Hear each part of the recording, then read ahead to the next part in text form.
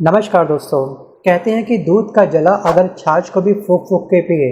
जी हाँ, और कुछ समय के बाद में छाछ के बाद अगर वो दही को भी फूंक फूंक के पीने लगे तब क्या समझोगे? हम केवल यही समझेंगे कि उसके अंदर कहीं ना कहीं दूध के जलने की दहशत बैठ चुकी है।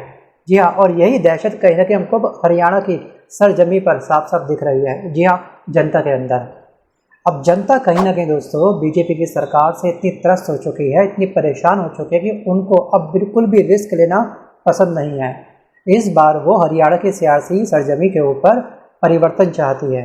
जी हाँ, जो वर्तमान की बीजेपी की सरकार है उस सरकार को बदल करके नई सरकार लाना चाहती है, चाहे वो कांग्रेस हो या फिर आम आदमी पार्टी ही क्यों ना हो।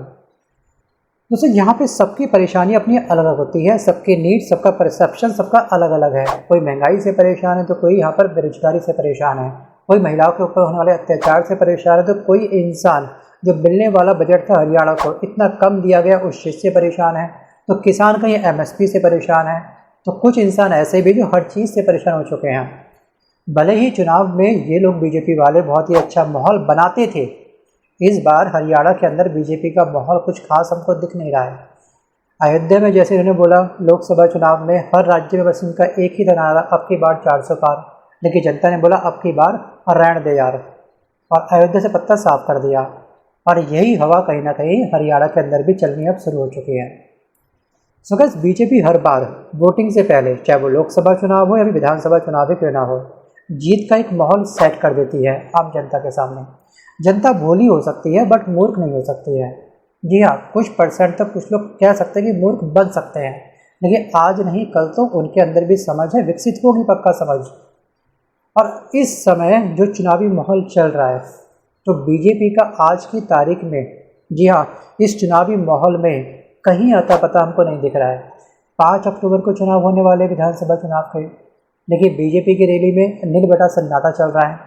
अब हरियाणा का ही हाल अगर हम ध्यान से देखें और यहाँ पर डीप डाइव करें तो एक बहुत ही क्रूशियल इलेक्शन टाइम जो है बीजेपी वालों के लिए, इनकी आला कमान, इनके जो टॉप लीडर है कहीं और ही बिजी है।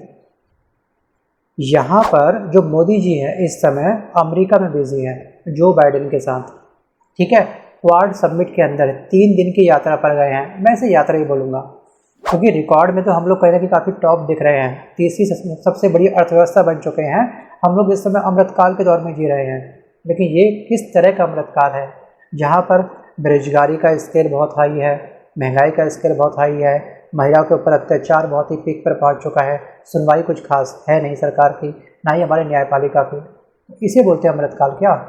शायद अमृतकाल की डेफिनेशंस बीजेपी वालों को शायद भी तरीके से नहीं पता है। अगर इनकी डेफिनेशंस इनके अकॉर्डिंग कुछ और है तो फिलहाल हम आम जनता को भी समझाने का प्रयास करें। अभी कल नाइट में आपने देखा कि PM मोदी जी अमेरिका में गए हैं, उनका भव्य स्वागत हुआ है, बल्कि रनवे के अंदर ही इनका ऐसे स्वागत हो गया कि जो वहाँ पे जो प्रवासी भारतीय हैं वो रनवे के अंदर ही इनका स्वागत करने पहुँच गए। अब भाई ऐसा पॉसिबल तो नहीं है, भाई मैंने फर्स्ट टाइम देखा है कि इतना स्वैग चढ़ा हो, इतने जबरा फैन हो मोदी जी के कि रनवे तक को क्रॉस कर दिया लोगों ने। अब ये सिक्योरिटी ब्रीच हुई है, मतलब कि इस सिक्योरिटी का उल्लंघन हुआ है अमेरिका के द्वारा या फिर मोदी जी के द्वारा स्वयं करवाया गया है। इसके बारे में मेरी कोई भी टीका टिप्पणी नहीं है, लेकिन हमको एक बात तो साफ साफ समझनी होगी कि कभी भी हो किसी भी जनता को एयरपोर्ट के अंदर तक जाना अलाउ नहीं होता है, लेकिन जनता को सीधे हम लोग रनवे पर अलाउ कर रहे हैं। जी हाँ, ये सबसे बड़ा क्वेश्चन मार्क है। बड़े से बड़े प्लेयर हैं हमारे इंडिया के, जब वापस आते हैं ये IPL जीत करके, T20 जीत करके, वर्ल्ड कप जीत करके, तो हम सभी की सभी जनता उनका स्वागत एयरपोर्ट के बाहर करती है, ना कि एयरपोर्ट के अंदर। रनवे तो बहुत दूर की बात है। आपने देखा होगा अभी हाल ही में हमने किस तरह से स्वागत किया अपने प्लेयर का। लेकिन यहाँ पर, जी हाँ, मोदी जी अमेरिका गए, चलिए ठीक है, अच्छी बात है, लेकिन क्वाड सम्मेलन में जो बाइडेन ने एक ऐसी, जी हाँ, गलती कर दी जिसके बाद से मोदी जी की कहीं ना कहीं हल्की सी किरकिरी हो गई, मतलब कि उनका मुंह हल्का सा उतर गया। हुआ यूं था दोस्तों, अभी चंद घंटों पहले, मतलब कल नाइट की ये बात है कि जब बाइडेन क्वाड समिट को संबोधित कर रहे थे मंच पर, और मंच पर उनका इंट्रो करवाते वक्त, जी हाँ, उनको जब वो स्टेज पे बुला रहे थे और वो मोदी जी का नाम ही भूल गए, पीछे से उन्होंने किसी और से, जी हाँ, नेक्स्ट कौन है, हु इज़ नेक्स्ट करके पीछे से पूछा, पीछे से आवाज़ आई next is PM Narendra Modi. फिर जाकर के उन्होंने उनका नाम लिया। एक तरफ तो आप लोग गले मिलते हो, ठीक है। और एक तरफ आपके जो गहरे मित्र हैं, जी हाँ, बहुत ही जबरा जो आपके मित्र हैं, वही आपका नाम भूल जाते हैं। आप खुद देखिए ना, अगर आपको कोई फ्रेंड है बहुत, आप उसको काफ़ी गहरा फ्रेंड मानते हो, अपना काफ़ी क्लोज फ्रेंड मानते हो, अगर आप उससे घर में जा रहे हो उससे मिलने के लिए, लेकिन जब वो अपने पेरेंट्स से आपका इंट्रो करवाता है तो आपसे पूछा आपका नाम क्या है, सोचिए फिर क्या होगा। पैरों तले ज़मीन खिसक सकती है आपके, कहीं ना कहीं थोड़ा बहुत तो फिर हर्ट होगा। लेकिन एक बात हमको अच्छे से समझनी होगी कि घर में शादी है और घर का मुखिया ही वहाँ से गायब है। जी हाँ, किसी पड़ोसी के घर में जाके बैठा हुआ है, तो कहीं ना कहीं आम जनता को भी ये साफ साफ दिखाई देगा कि ये मुखिया शायद कहीं ना कहीं अपनी जिम्मेदारियों से, जी हाँ, बच रहा है। दोस्तों, सेकंड पर्सनैलिटी है बीजेपी के अमित शाह, जिसको बोलते हैं मोदी जी के छोटे भाई। वो भी हरियाणा की सरजमी से इस समय गायब हैं। वो कभी झारखंड में है तो कभी जम्मू कश्मीर में है। कल भी वो जम्मू कश्मीर की रैली में गए हुए थे। और हरियाणा बीजेपी के सुपरस्टार साहब, तीसरी पर्सनैलिटी जो है वो है मनोहर लाल खट्टर। जी हाँ, मनोहर लाल खट्टर का मन खट्टा हो चुका है। इसके पीछे की वजह बहुत सारी है, वो आपको पता होगा। जी हाँ, लेकिन चंद दिनों पहले इनके साथ कुछ ऐसा हुआ जो नहीं होना चाहिए था। मतलब कि अमित शाह की जो रैली हुई थी, जी हाँ, उस रैली के पोस्टर में से इनकी इमेज को, इनकी फ़ोटो को ही गायब कर दिया गया था। सोचिए, इतनी गजब बेइज्जती। एक तो बेइज्जती वो कि 9.5 साल तक मैं सीएम रहा, अचानक से मुझको मेरे पद से हटा दिया गया बिना किसी वजह के। इनफैक्ट मुझे तब हटाया गया जब 2 दिन पहले आपकी हरियाणा में एक रैली होती है, ठीक है, मंच पे आप खट्टर जी की तारीफ करते हैं, दूसरे दिन ऊपर से एक पर्ची आती है और आप सीधे बोलते हैं कि नायब सिंह सैनी हरियाणा के मुख्यमंत्री होंगे। तो दोस्तों, कहीं ना कहीं ये बात तो अखरेगी अखरेगी। जी हाँ, यहाँ पर जो खट्टर जी हैं इस समय खुले मैदान की जगह, जी हाँ, खुले मैदान में बड़ी बड़ी रैली करने की जगह ये खट्टर जी आजकल होटल के, जी हाँ, मैरिज हॉल में अपनी स्पीच दे रहे हैं। जी हाँ, इलेक्शन का कैंपेन कर रहे हैं। और आप सोच सकते हैं कि जिस आदमी को मैदान में होना चाहिए था, हजारों की भीड़ के सामने होना चाहिए था, वो मैरिज हॉल में, ठीक है, अपने इलेक्शन का प्रचार कर रहा है। और हो सकता है कि इनको बुरा लगा हो, और लगना लाजमी भी है।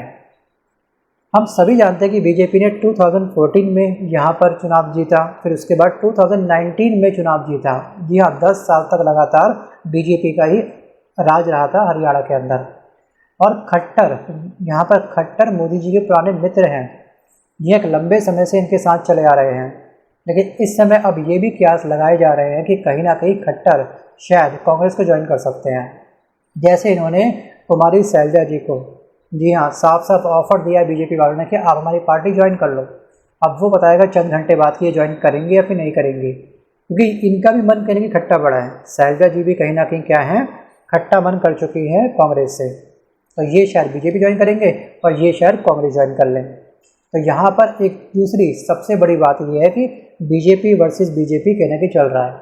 मतलब कि बीजेपी के अंदर ही बगावत का हमको धुआं साफ साफ उठते हुए दिख रहा है, और ये कब बन जाएगा ज्वालामुखी कुछ नहीं पता बीजेपी वालों को भी। और इस समय बीजेपी के नेता बगावत बगावत खेल रहे हैं। जी हाँ, पूर्व मुख्यमंत्री खट्टर साहब, इनका सबसे बड़ा झगड़ा है अनिल विज के साथ।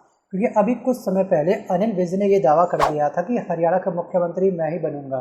जी हाँ, ये दावा किया था प्रेस कॉन्फ्रेंस में उन्होंने।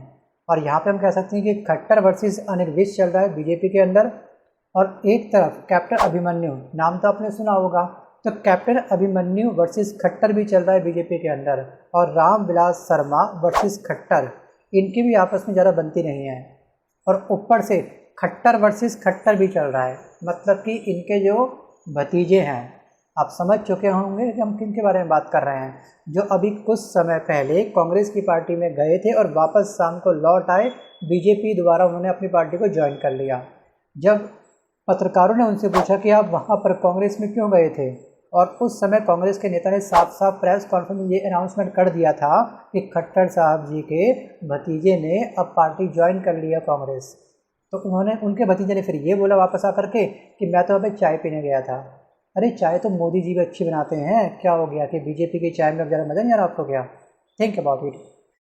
और इनका नाम है रमित खट्टर। जी हाँ, सो गाइस, इस बगावत को, जो बीजेपी के अंदर की बगावत है, इसको मोदी जी भी शायद अब हल नहीं कर पा रहे हैं, या फिर हल करना नहीं चाहते हैं। जी हाँ, क्योंकि किसी को समझाने की एक सीमा होती है। आप किसी को एक बार समझाओगे, 2 बार समझाओगे, 3 बार, जी हाँ, बार बार समझाने पर आप भी कहने की ऊब सकते हो। तो इसलिए मोदी जी, जी हाँ, केवल अपना काम देख रहे हैं, विदेश यात्रा पर निकल गए, जैसे कि उनका एक तरह से स्वैग है, विदेश में जाकर के अंतर्राष्ट्रीय मुद्दों को हल करना, अंतर्राष्ट्रीय छवि भारत की तैयार करना।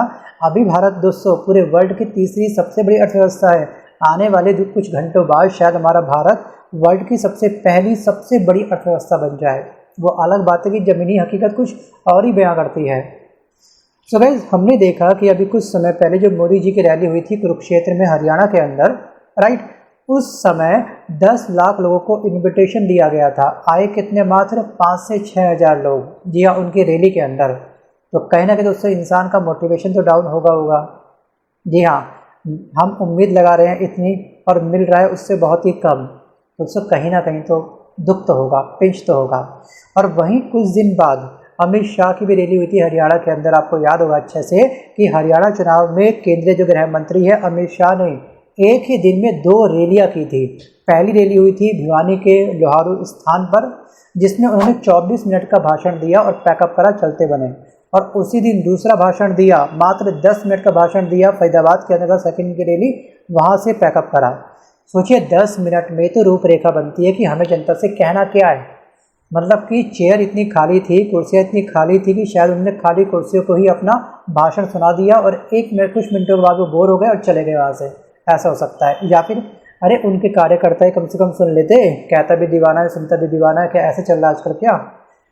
यहाँ पर कभी भी ना, मैं सब नेताओं के बारे में बोल रहा हूँ कि दोषारोपण का सिलसिला अगर हम ख़त्म कर देंगे, हमारी आगे भावी प्लानिंग क्या है ये अगर हम जनता से बात करेंगे और जनता को माइक दे दे के उनसे पूछेंगे कि आपकी रिक्वायरमेंट क्या है, जी हाँ, अगर उसको ज़मीनी हकीकत बना देंगे तो शायद किसी भी नेता को इतनी बड़ी बड़ी रैलियों में इतना बड़ा खर्चा करने की आवश्यकता ना पड़े।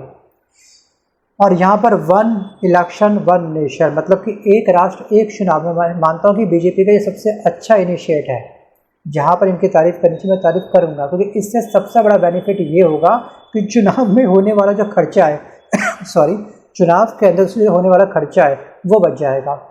2004 में चुनाव के ऊपर होने वाला खर्चा 10,000 करोड़ रुपए था और 2024 में सोचिए 20 साल बाद ये हो चुका है 1 लाख करोड़ रुपए। जी हाँ, इतना बड़ा अमाउंट हमारा बच जाएगा, चुनावी खर्च बच जाएगा और ये पैसा कहीं ना कहीं गरीबों के उत्थान में काम आ सकता है। मैं मानता हूँ कि मुश्किल है, क्योंकि विधानसभा हर राज्य में अलग अलग है। एक ही फिक्स डेट पे सभी राज्यों की विधानसभा भंग करना पॉसिबल नहीं है, लेकिन इम्पॉसिबल भी कुछ नहीं है। आज के टाइम पर अगर ठान लो तो हर चीज़ पॉसिबल है। और यहाँ पर मैं मानता हूँ कि ईवीएम मशीन की संख्या हमको इंक्रीज़ करनी पड़ेगी, बढ़ानी पड़ेगी। और ईवीएम को डेवलप करना भी इतना मुश्किल काम नहीं है। अगर हम पूरे 1 साल में जो इलेक्शन में पैसा खर्च होता है वो सारा पैसा अगर हम ईवीएम में मैन्युफैक्चरिंग में लगा दें तो उसमें से भी कुछ पैसा बच जाएगा। तो ये इनका प्यारा इनिशिएट है। लेकिन आपका इसमें क्या विचार है कि एक राष्ट्र एक इलेक्शन होना चाहिए या फिर नहीं होना चाहिए? जी हाँ, क्योंकि आप भी राजनीति मुद्दों को अच्छे से समझते हैं, आपके अंदर भी अपना खुद का एक्सपीरियंस होता है। जी हाँ, अपना एक्सपीरियंस आप मुझे शेयर पक्का करना। और हरियाणा के अंदर लोगों के इंटरव्यू को अगर हम ध्यान से देखेंगे तो हम साफ साफ ये पा रहे हैं कि बीजेपी की नैया डूब रही है और इस नैया को डुबोने के लिए बीजेपी के नेता ही काफ़ी हैं। जहाँ किसी और विपक्ष के पार्टी के नेता को कुछ करने की अब आवश्यकता है भी नहीं। आपने देखा होगा कि कुछ समय पहले शब्दों की मर्यादा का कैसे उल्लंघन किया था। जी हाँ, शिवसेना गुट के विधायक संजय गायकवाड़, इन्होंने एक इंटरव्यू दिया था, ठीक है। इन्होंने साफ साफ ये कहा था कि जो राहुल गांधी की जीप काट के उनको लाके देगा वो उसे 11 लाख रुपए का इनाम देंगे, 11 लाख रुपीज़ का उसको रिवार्ड देंगे। ये है इनकी बयानबाजी। और उससे पहले, ठीक है, सिख समुदाय के सपोर्ट में एक व्यक्ति उतरे थे, उनका नाम क्या है? रवनीत सिंह बिट्टू। ये रेल राज्य मंत्री हैं और इन्होंने क्या बोला था? इन्होंने ये कहा था कि राहुल गांधी बाज आ जाओ वरना तेरा हाल तेरी दादी के समान होगा। सोचिए, इस तरह की स्पीच ये लोग दे रहे हैं, ठीक है, राजनीति के स्तर को इस तरह से गिरा रहे हैं। तो यहाँ पर जी हाँ, इन सभी को समझाने की आवश्यकता है, चाहे वो अमित शाह समझाएं या फिर हमारे पीएम मोदी जी समझाएं कि शब्दों की मर्यादा आखिरकार होती क्या है। और उस पर सोने पे सुहागा कौन है? कंगना रनौत, ठीक है। कंगना ने भी बहुत अजीबोगरीब स्पीच दी है जो बिना किसी सर के बिना किसी पैर के होती है। अब यहाँ पे जो अमित शाह है उनके अंदर खुद ही एक बचपना सा हमको साफ साफ दिख रहा है। जी हाँ, वहाँ पर जर्मनी के अंदर ध्रुव राठी का बच्चा हो गया, लेकिन यहाँ पे हमारे नेताओं का बचपन खत्म ही नहीं हो रहा। गृह मंत्री अमित शाह ने जम्मू कश्मीर के किश्तवाड़ में सार्वजनिक बैठक को संबोधित किया था कुछ दिन पहले, और इस दौरान इन्होंने ये कहा था कि किश्तवाड़ की ये भूमि बलिदानियों की भूमि है। बहुत अच्छी बात है। और इसी स्पीच के अंदर इन्होंने ये कहा था कि आजकल मैं देख रहा हूँ कि ठीक है अब्दुल्ला के बीच में, मतलब कि उमर अब्दुल्ला के बीच में और राहुल गांधी के बीच में ईलू ईलू चल रहा है। जी हाँ, ईलू ईलू। अब ये ईलू ईलू क्या है, ये आप मुझे कमेंट करके पक्का बताइएगा। और इस वीडियो को अब मैं करता हूँ यहीं पे समाप्त, ठीक है। और मिलता हूँ जल्दी एक नए वीडियो के साथ। बाकी आपके विचार बिल्कुल ओपन है, कमेंट बॉक्स बिल्कुल ओपन है, बिंदास आप अपनी राय मुझे कमेंट कर सकते हो, सकारात्मक और नकारात्मक जो लिखना है आप लिख सकते हो। लेकिन आपको क्या लगता है कि इस बार हरियाणा में, जी हाँ, बीजेपी कितनी सीट लेके आएगी, कांग्रेस को कितनी सीट मिलेगी, आम आदमी पार्टी को कितनी सीट मिलेगी? जी हाँ, अपना ओपिनियन, अपनी गैसिंग पावर आप मुझे कमेंट करके पक्का बताइएगा। धन्यवाद।